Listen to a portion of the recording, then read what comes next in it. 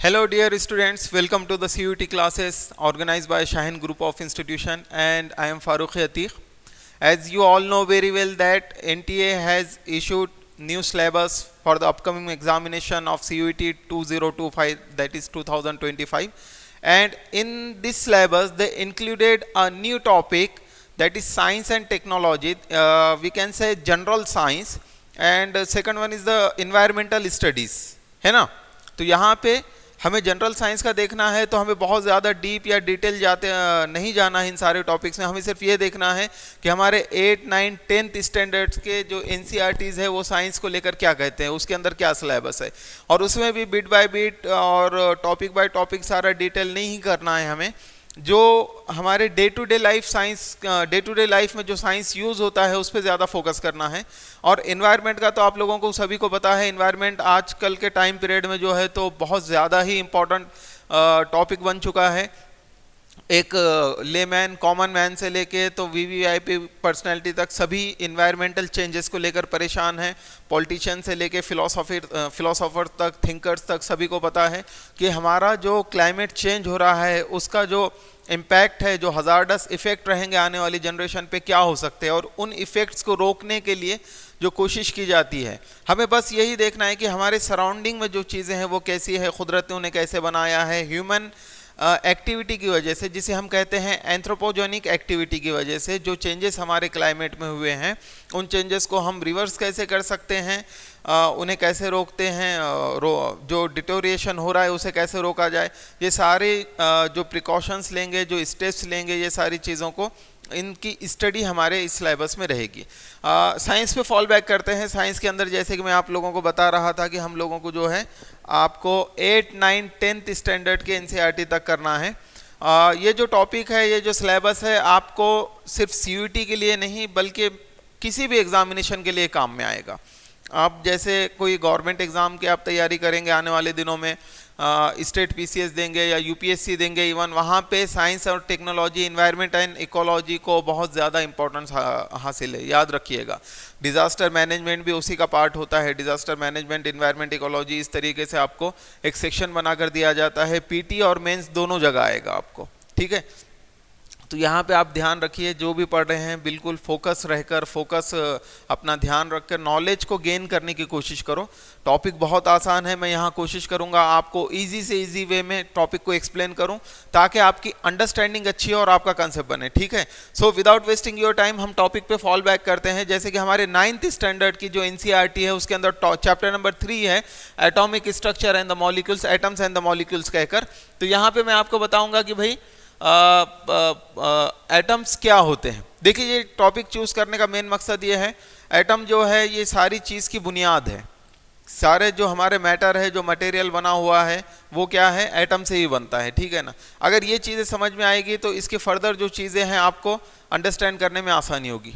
इसी के थ्रू आप काफ़ी सारे फिजिक्स के रूल्स समझ सकते हैं, इसी के ज़रिए आप बायोलॉजी के काफ़ी सारे कंसेप्ट क्लियर हो सकते हैं आपके, ठीक है। इसलिए मैंने इस टॉपिक को चूज़ किया। इसके बाद 1 बाय 1 हम अलग अलग टॉपिक देखते चलेंगे। शुरुआत इससे करते हैं। एटॉमिक स्ट्रक्चर चैप्टर है हमारा, डाल्टन्स एटॉमिक थ्योरी कि भाई एटम है क्या। थोड़ा सा ये स्लाइड पे जाने से पहले मैं आपको हिस्टोरिकल बैकग्राउंड बताता चलूँ कि दुनिया जब से बनी हुई है तब से काफ़ी सारे फिलोसोफर, जब से हमारा सिविलाइजेशन हुआ है, जब से लोगों को नॉलेज हुआ है, जब से लोगों के पास एजुकेशन आया है, तो हर कोई ये जानना चाहता है कि दुनिया बनी कैसे, दुनिया बनाया किसने, है ना। बनी है तो किस शक्ल में है, किस फॉर्म में है, इसका बेसिक से बेसिक पार्ट क्या है, फंडामेंटल कंपोनेंट क्या है। तो इसी की खोज में हमारे काफ़ी सारे एशियन जो फिलोसोफर्स हैं और आपके जो यूरोपियन फिलोसोफर्स है, काफ़ी सारी थेरीज दी हुई है, जिसमें से हमारे पास इंडिया के अंदर एक फिलोसोफर गुजरे हुए है, एक ऋषि गुजरे हुए, एक संत गुजरे हुए हैं, जिनका नाम है महर्षि कनाद।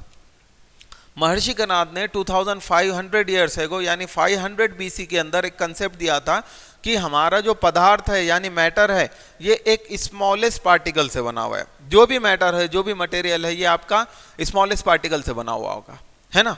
तो यहाँ पे ये एक फिलोसॉफिकल एंगल रखा हुआ था इसका, इसे कोई मैथमेटिकल प्रूफ नहीं था। हाँ ठीक है, ये लोगों ने कोशिश की, यूरोप में काफ़ी सारे जो फिलोसोफर्स गुजरे हुए हैं, अरिस्टोटल वगैरह, ये सारे लोगों ने भी इस पे बात की हुई है, सोक्रेट्स वगैरह इन लोगों ने भी इस पे बात की हुई है, लेटर फेज में गैलीलियो वगैरह ने भी इस पे बात की हुई है, लेकिन मैथमेटिकल प्रूफ दे पाना कि हमारे पास जो स्मॉलेस्ट अनडिविजिबल पार्टिकल ऑफ मैटर है, ये किसने दिया था? ये आपके जॉन डाल्टन ने दिए थे साहब, जॉन डाल्टन नाम था इनका पूरा।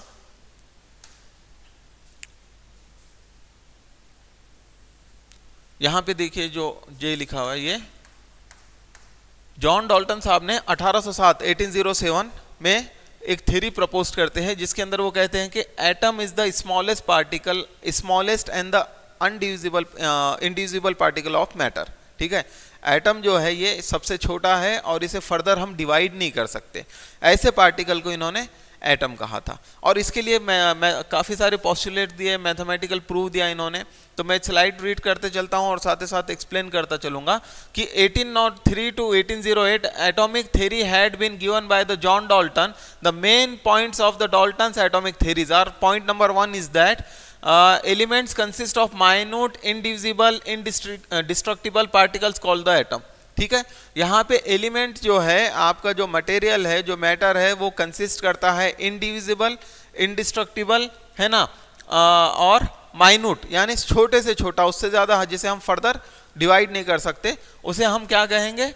एटम्स कहेंगे। ऐसा डाल्टन साहब का कहना था। Atoms of an element are identical to each other, they have the same mass and the size. Atoms of an element यानी सेम एलिमेंट की बात हो रही है यहाँ पे, कि हमारे पास जो सेम एलिमेंट हो गए, जैसा गोल्ड होगा, अगर गोल्ड एशिया से लिया हुआ हो, या वो गोल्ड अमेरिका से एक्सट्रैक्ट किया हुआ हो, या वो गोल्ड साउथ अफ्रीका से एक्सट्रैक्ट किया हुआ हो, या वो गोल्ड यूनिवर्स में कहीं भी एग्जिस्ट करता हो, सोलर सिस्टम में हो या हमारे यूनिवर्स में हो, उसके जो एटम का जो शेप है, जो साइज है, जो मास है, वो और उसकी जो प्रॉपर्टीज है, वो क्या रहेंगे? सेम रहेंगे। यहाँ पे ऐसा नहीं है कि हमने एक एटम हाइड्रोजन का लिया और दूसरा एटम आपका जो है तो ऑक्सीजन का लिया और दोनों के एटॉमिक साइज वगैरह सेम होंगे, बिल्कुल नहीं होंगे साहब। यहाँ पे हाइड्रोजन की बात हो रही है। हाइड्रोजन अगर है, यूनिवर्स में कहीं से भी आप हाइड्रोजन को एक्सट्रैक्ट करो, उसका साइज, उसका शेप, उसकी केमिकल प्रॉपर्टीज, उसकी फिजिकल प्रॉपर्टीज सेम रहेगी।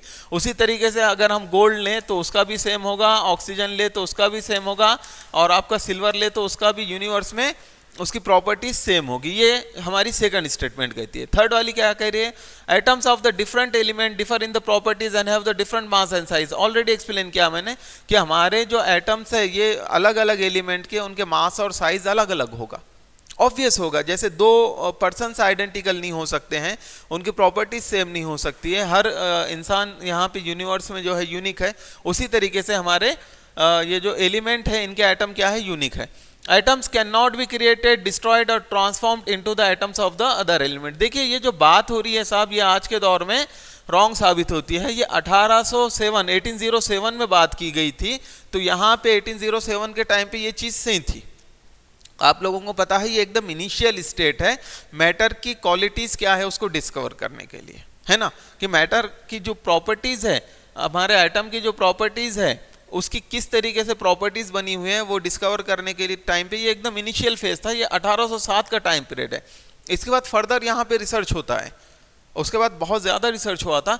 यहाँ पे हम देखेंगे कि atoms can not be created. यहाँ पे हमें आइंस्टाइन आगे चल के बताते कि भाई atom can not be destroyed created, ये जो बता रहा, हम एटम को डिस्ट्रॉय कर सकते हैं। एटॉमिक बॉम्ब जिसके अंदर हम यूरेनियम के एटम को स्प्लिट करके जिनॉन और क्रिप्टॉन के 2 एटम हासिल होते हैं और उससे एनर्जी रिलीज होती है, जिसे हम एटॉमिक एनर्जी कहते हैं। मैं आगे बताऊंगा अपकमिंग लेक्चर्स में।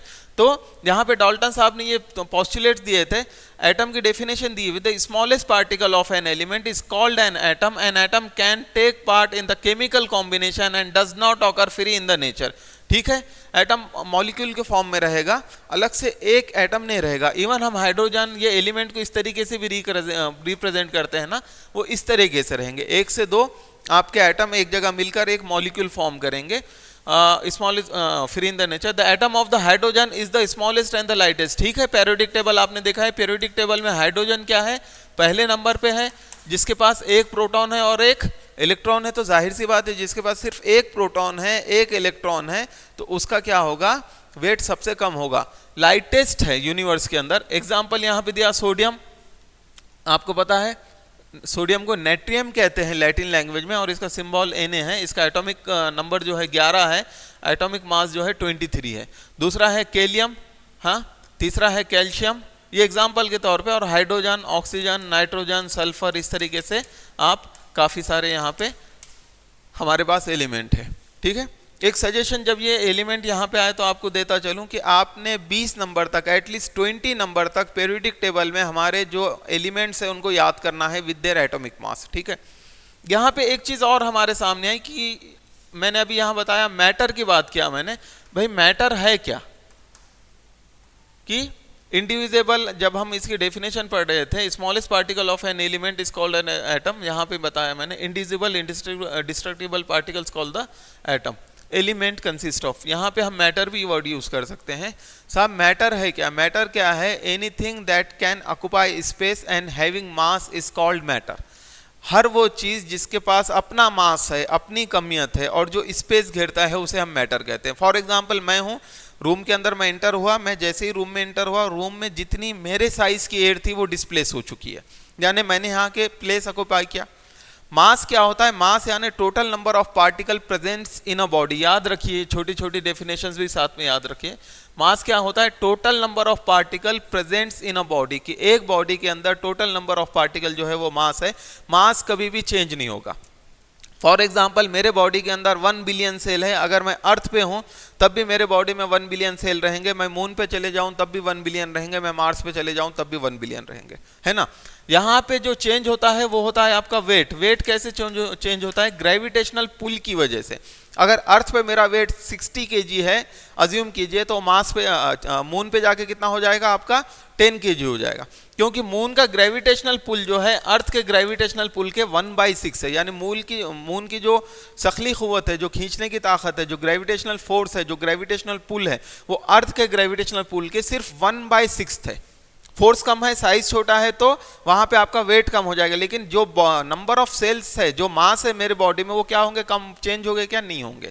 तो मास और वेट में यहाँ डिफरेंस याद रखिए। मैटर क्या है, everything that can occupy space and having mass is called matter.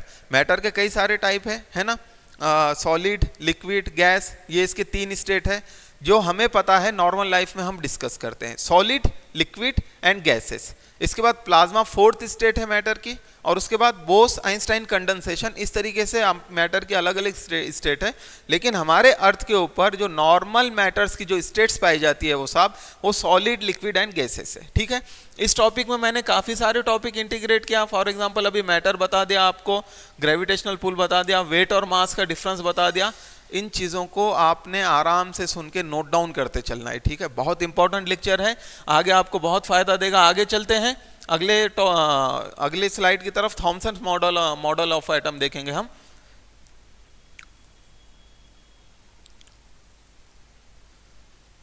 देखिए, जॉन डाल्टन साहब ने क्या बोला, atom is the smallest particle.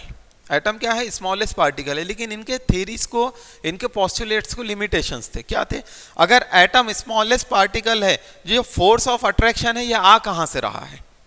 भाई एटम ही अगर हमारा सॉलिड स्फेयर है, एटम क्या है, सॉलिड स्फेयर है, इस टाइप में है, अगर ये इसी तरीके से है, तो हमारे जो अलग अलग फोर्स, इसमें जो मटेरियल बन रहे हैं, जो मैटर बन रहे हैं, एलिमेंट के मॉलिक्यूल बन रहे हैं, वो अट्रैक्ट क्यों कर रहे हैं एक दूसरे को। वो फोर्सेस जो है, फोर्स ऑफ अट्रैक्शन है, देखा है ना आपने, काफ़ी सारी चीज़ें एक दूसरे से जुड़ी हुई होती है। वो चीज़ें क्यों जुड़ी हुई है, वो फोर्स ऑफ अट्रैक्शन है क्या, ये आपके जॉन डाल्टन की थ्योरी एक्सप्लेन नहीं कर पाती थी। जॉन डाल्टन की थ्योरी को लिमिटेशन है कि ये पॉजिटिव और निगेटिव चार्जेस क्यों हैं हमारे कंपाउंड के ऊपर, ये इसको एक्सप्लेन नहीं कर पाता था। इसने क्या बोला, सिर्फ एटम है smallest indivisible particle of matter और एलिमेंट। इसने ये नहीं बोला साहब कि भाई ये एटम से मॉलिक्यूल कैसे बन रहे, क्योंकि आप लोगों को पता है न्यूट्रल चीज़ें एक दूसरे को कभी अट्रैक्ट नहीं करेगी। यहाँ पे पॉजिटिव और नेगेटिव चार्जेस होना ज़रूरी है। चार्जेस का चेंजेस ही होगा जो अट्रैक्ट करेगा। तो ये जो चार्जेस जो थे, जो फोर्स ऑफ अट्रैक्शन पैदा हो रही, ड्यू टू द चार्जेस हो रही। ठीक है, हमारे पास चार्जेस है, इस वजह से फोर्स ऑफ अट्रैक्शन है। लेकिन ये चार्जेस के बारे में जॉन डाल्टन ने कोई बात ही नहीं की थी, है ना। तो यहाँ पे आप लोग देखेंगे कि आगे चल के एक बड़े फेमस साइंटिस्ट गुजरे हैं, जिनका हम थॉमसन कहते हैं। Thomson's model of an atom और एटॉमिक मॉडल बोलेंगे। J Thomson, sir J Thomson ने क्या बोला कि भाई देखो एटम के अंदर पॉजिटिव और निगेटिव चार्जेस है। आगे चल के रिसर्च हुआ 1806 में उन्होंने बोले, और यहाँ 1897 में 1897 में जे थॉमसन क्या बोलते हैं कि भाई एटम के अंदर आपके पॉजिटिव और निगेटिव चार्जेस है, एटम जो है हमारा चार्जलेस नहीं है।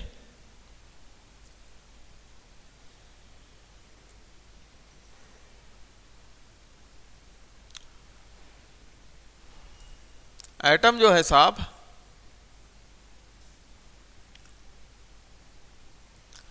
जे थॉमसन एक्सप्लेन करना चाह रहे थे, वो फोर्स ऑफ अट्रैक्शन जो है वो आपके चार्जेस की वजह से कि एटम के अंदर पॉजिटिव और निगेटिव चार्जेस है। जॉन डाल्टन साहब ने जो बोला हुआ था कि atom is the smallest indivisible particle, ठीक है, वो थ्योरी आज भी सही मानी जाती, इसलिए क्योंकि हमारे पास जो मॉलिक्यूल बनते हैं वो एटम के अट्रैक्शन से ही बनते हैं, एटम जुड़ते हैं वहाँ पे इलेक्ट्रॉन जुड़ता हुआ नहीं बताया जाता। No doubt force of attraction जो आपके इलेक्ट्रॉन के शेयरिंग की वजह से और इलेक्ट्रॉन और न्यूक्लियस की वजह से ही होती है। मैं आगे एक्सप्लेन करूंगा। थोड़ा सा थॉमसन एटॉमिक मॉडल की तरफ फिर से हम रुजू होते हैं कि थॉमसन साहब क्या कहते हैं 1897 में कि भाई आपके एटम के अंदर जो है पॉजिटिव और निगेटिव चार्जेस प्लेस्ड है। Negative charges are embedded in the positive charge mass of a positive charge. हमारे नेगेटिव चार्जेस कैसे, इस तरीके से है कि एक पॉजिटिव चार्ज का ये पूरा वाला सेक्शन है हमारा, और उसके अंदर एम्बेडेड यानी उसके अंदर प्रेजेंट है आपके negative charge, like this one. आपने वाटरमेलन खाया, अभी रमज़ान चल रहे हैं, आप लोगों ने काफ़ी ज़्यादा, हम इफ्तार वगैरह में वाटरमेलन का यूज़ करते हैं, आम दिनों में भी जैसा समर आया हुआ है, तो वाटरमेलन के अंदर आप एक चीज़ देखते हैं, ये जो है आपका ये वाला जो रेड पोर्शन होता है, इसको हम यहाँ पे मान के चलेंगे, ये वाला जो पोर्शन है साहब ये पॉजिटिव चार्ज है। सारा की सारा रेड वाला जो मटेरियल है ये पॉजिटिव चार्ज है। उसके अंदर जो सीड है हमारे, जो तरबूज के अंदर जो सीड होते हैं, जो वाटरमेलन के अंदर जो सीड होते हैं, वो सीड क्या है साहब आपके, वो सीड आपके निगेटिव चार्ज है। इस तरीके से positive negative charge are embedded in a sphere, और ये जो चार्जेस है एटम को जो है तो फोर्स ऑफ अट्रैक्शन पैदा करते हैं और उसको स्टेबिलिटी देते, न्यूट्रलाइज करते। ठीक है, यहाँ पे इन्होंने इस तरीके से एक्सप्लेन किया। मैं स्लाइड पढ़ता हूँ, फिर उनके लिमिटेशंस एक्सप्लेन करूंगा आप लोगों को कि according to J Thomson an atom is treated as a sphere of a radius 10.-8 centimetre. देखिए यहाँ पे एक चैप्टर आएगा हमें मेजरमेंट का, मैं वहां पे बताऊंगा कि -8 और +8 वगैरह कहाँ लेते हैं। -8 यानी 1 मीटर की स्केल लेंगे हम, 1 मीटर की स्केल के जो है तो इसके 1 2 3 4 5 6 7 8 इतने सेक्शन करेंगे, इतने उसके पीसेस करेंगे। 1 मीटर की आप कोई भी ले लो, फॉर एग्जांपल कोई स्केल ले लो या फिर आप कोई स्टिक ले लो, और उसके यानी ये जो फिगर हो रही है आपके 10 करोड़, 10,000, 10,000 लाख, 10 लाख करोड़, 10 करोड़, यस 10 करोड़ जो है हम उसके सेक्शन करेंगे, सेगमेंट करेंगे, और उसमें का 10 करोड़ में का जो एक सेगमेंट उठाएंगे उसकी वैल्यू क्या होगी 1 × 10⁻⁻⁷ सेंटीमीटर। तो थॉमसन साहब क्या बोलते हैं, radius 10.-8 centimetre in which the positively charge particles are uniformly distributed. ये कीवर्ड है यहाँ पे कि पॉजिटिवली चार्ज जो पार्टिकल है, जैसे मैंने बताया था यहाँ पे तरबूज के अंदर देखिए जो आपके वाटरमेलन होता है उसके अंदर जो रेड कोर होता है आपका यूनिफॉर्मली डिस्ट्रीब्यूटेड होता है, and negatively charge electron are embedded through them, कि निगेटिवली चार्ज इलेक्ट्रॉन क्या है वहां पे फैले हुए उसके अंदर। लाइक वाटरमेलन को ही ध्यान में रखिएगा कि आपको जब भी जे थॉमसन का जिक्र आए, आप जब भी वाटरमेलन खाएं तो वहां पे आपको जे थॉमसन याद आना चाहिए कि भाई एटम के बारे में जे थॉमसन ने यही मॉडल दिया था कि भाई आपका रेड कोर जो है वो आपका पॉजिटिवली चार्ज है, और उसके अंदर जो आपके सीड्स है ये निगेटिवली चार्ज पार्टिकल है, वहां पे वो जो पार्टिकल है वो निगेटिवली चार्ज इलेक्ट्रॉन है। This is also called as plum pudding model of an atom और watermelon model of an atom. देखो प्लम पुडिंग भी, पुडिंग जो है, सॉरी प्लम पुडिंग ये है, ये आपके वेस्टर्न कल्चर के अंदर कोई खाने की डिश होती है, उसके अंदर जैसे है तो जैसे हमारे वाटरमेलन के अंदर ऐसे सीड डाले जाते हैं, वैसे कोई ब्लैक डार्क कलर के कोई खाने के आइटम ऐड किए जाएंगे। तो इस तरीके से, या वाटरमेलन मॉडल बोलो, इस तरीके से इन्होंने एक्सप्लेन किया कि भाई पॉजिटिवली निगेटिवली चार्ज पार्टिकल है, और इसी के साथ इलेक्ट्रॉन की डिस्कवरी का क्रेडिट जो है जे थॉमसन को दिया जाता कि इन्होंने इसको इलेक्ट्रॉन कहा निगेटिवली चार्ज पार्टिकल को। जॉन डाल्टन ने सिर्फ atom is a smallest particle बोला था, लेकिन जे थॉमसन ने डिस्कवर किया कि ये फोर्स ऑफ अट्रैक्शन है, ये चार्जेस की वजह से। और ये जो चार्जेस है साहब, ये चार्जेस कहाँ से पैदा होते हैं? ये चार्जेस की क्या है? ये आपके इलेक्ट्रॉन और प्रोटॉन है। प्रोटॉन पॉजिटिवली चार्ज है, इलेक्ट्रॉन निगेटिवली चार्ज है। अब यहाँ पे एक लिमिटेशन जो आता है जे थॉमसन के एटॉमिक मॉडल को साहब, कि यहाँ पे ये क्या बता रहे हैं कि ये यूनिफॉर्मली डिस्ट्रीब्यूटेड है ना। देखिए ये अगर पॉजिटिव चार्ज है, ये अगर पॉजिटिव चार्ज है, ये अगर पॉजिटिव चार्ज है, ये पॉजिटिव, ये पॉजिटिव, ये पॉजिटिव, तो साहब ये पॉजिटिवली चार्जेस क्या करेंगे? Same charges repels each other, you know very well. Same charges अगर पॉजिटिव पॉजिटिव आजू बाजू होगा तो ये क्या करेंगे? एक दूसरे को रिपेल करेंगे। निगेटिव एक नियर अबाउट में होंगे तो ये भी क्या करेंगे? एक दूसरे को रिपेल करेंगे साहब। यहाँ पे इस तरीके से रिपेल होता है। पॉजिटिव सेम चार्जेस कभी भी, आपने मैग्नेट को देख लेना, सेम पोल मैग्नेट के जब आप एक जगह रखोगे वो एक दूसरे को रिपेल करेंगे। ये एक्सपेरिमेंट करना चाहिए। ये जो है डे टू डे लाइफ का साइंस है। हम खेल कूद में काफ़ी सारे साइंस की एक्टिविटी यूज़ करते हैं। यहाँ पे एक ही चीज़ सीखो, वाई, क्यों हो रहा, हाउ, कैसे हो रहा, एंड व्हाट, क्या है। बस ये 3 चीज़ें सीखो। आपका साइंस जो है, आप ज़्यादा किताबें भी पढ़ने की ज़रूरत नहीं, डे टू डे लाइफ में भी हम काफ़ी सारी चीज़ें सीख लेते हैं। फॉर एग्जाम्पल हमारा जो किचन होता है, इससे बड़ी लैब मैं किसी और जगह को नहीं मानूंगा। लेबोरेटरी जो होती है, हम जो प्रैक्टिकल करते हैं कॉलेज वगैरह में, उससे ज़्यादा केमिकल्स हमारे किचन में दस्तयाब है, किचन में अवेलेबल होते हैं। रोटी का बनना कोई आसान प्रोसेस नहीं है। रोटी के अंदर हमारे मम्मी या बहन वगैरह जो है आटा गूंथती है, उसके मसाज देती है, उसको मालिश करती है, पूरे पार्टिकल्स को मिक्स किया जाता है, रोटी बनाई जाती, एक खास शेप में रोटी बनाई जाती है। रोटी गोल ही क्यों बनाते हैं? ये भी चीज़ है ना। रोटी को गोल बना के क्यों आप रोटी को, आजकल नो डाउट अलग अलग वैरायटी के पराठे आते हैं, लेकिन कन्वेंशनल रोटी जो होती है वो गोल होती है ना, इस तरीके से। तो आप जो है आपकी जो ग्रेवी वगैरह तैयार करते हैं, मिर्च वगैरह क्या है? ये इंग्रेडिएंट्स है ना, ये भी तो केमिकल्स ही है। तो हमारे पास हर चीज़ में साइंस है, बस हमें उस चीज़ से, उस नज़रिए से देखना चाहिए। तो वो आप लोग ऑब्जर्वेशन बढ़ाइए आपका, आपको सारी चीज़ें क्लियर होते चलेगी। तो मैं ये बता रहा था, जो हमारे जे थॉमसन साहब का जो लिमिटेशंस है, इनका ये लिमिटेशंस है कि इन्होंने बताया कि चार्जेस सब सेम एक ही जगह पे है, बट ये चार्जेस जो है इक्वली डिस्ट्रीब्यूटेड है, एक दूसरे को रिपेल करेंगे। जब ये रिपेल करेंगे तो हमें स्टेबल एटम नहीं मिलेगा ना साहब। स्टेबल एटम कैसे मिलेगा? एटम स्टेबल हो ही नहीं सकता जब सेम चार्जेस एक दूसरे को रिपेल करेंगे।